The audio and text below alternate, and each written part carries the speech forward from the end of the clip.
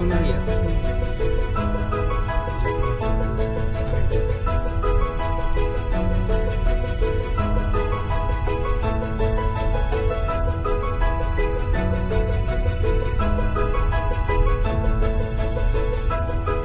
এই রোডটা দেখে সিমিলার টাইপের কালার আসছিল ভার্মন্টের মতো। ভার্মন্টটা সবচেয়ে সুন্দর আছে। ইস্ট কোস্ট এই সমুদ্রের কাছে থাকলে কালারগুলো মনে ভালো আছে।